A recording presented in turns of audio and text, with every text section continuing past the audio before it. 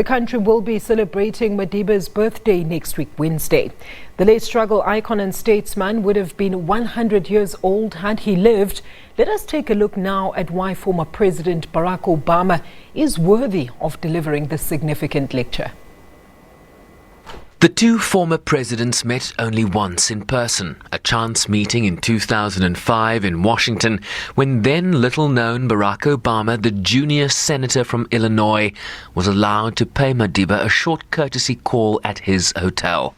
Obviously the two first, I would assume that it holds a special weight for Obama and a special significance just because he's delivering such a significant speech on the continent of Africa, right?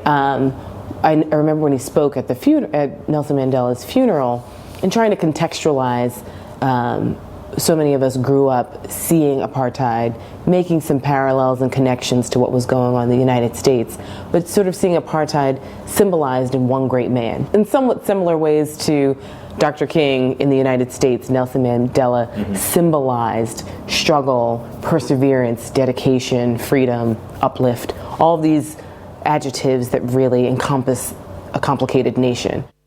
Born in Honolulu, Hawaii in 1961 to Ann Dunham, a white woman from Wichita, Kansas, and a Kenyan father, Barack Obama Sr.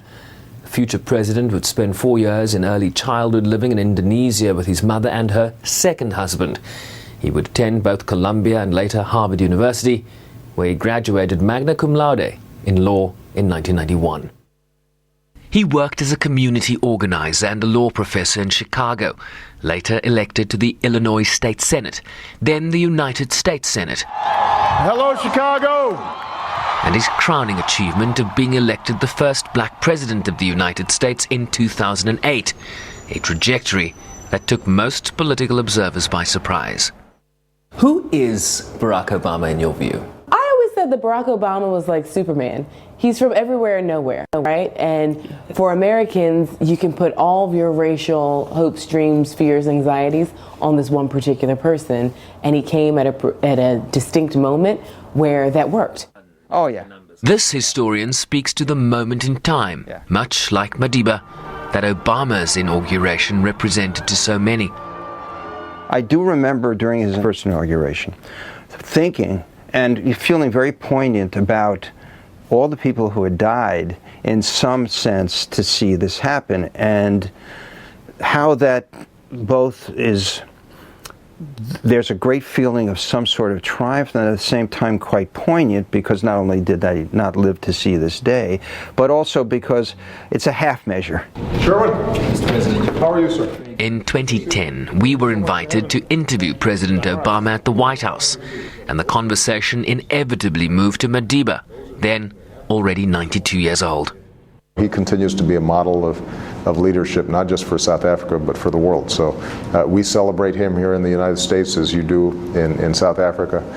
We wish him all the best, and we are constantly reminded that his legacy of seeing every person as important and not making distinctions based on race or class, but the degree to which they are people of character.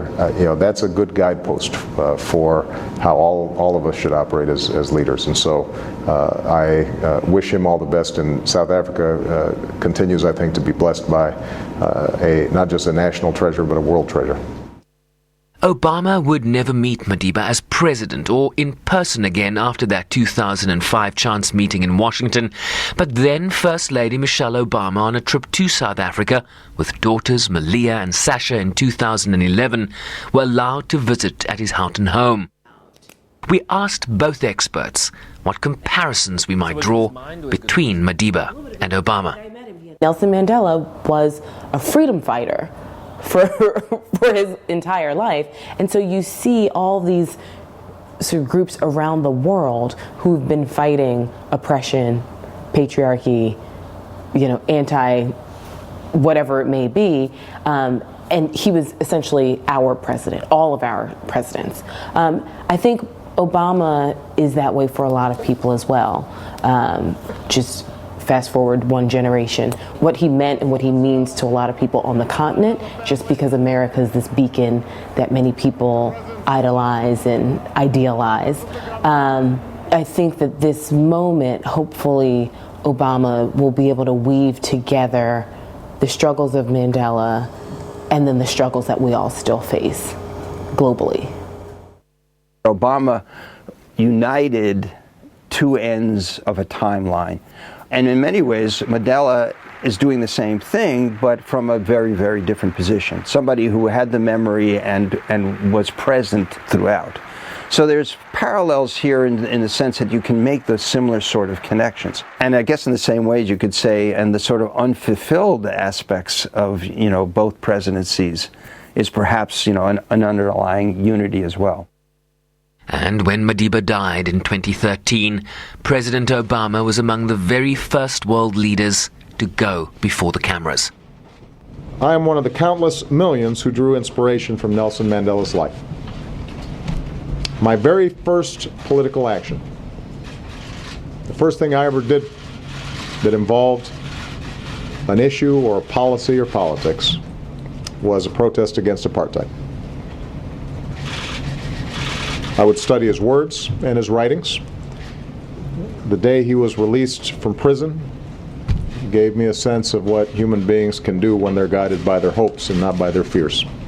And like so many around the globe, I cannot fully imagine my own life without the example that Nelson Mandela set. And so long as I live, I will do what I can to learn from him.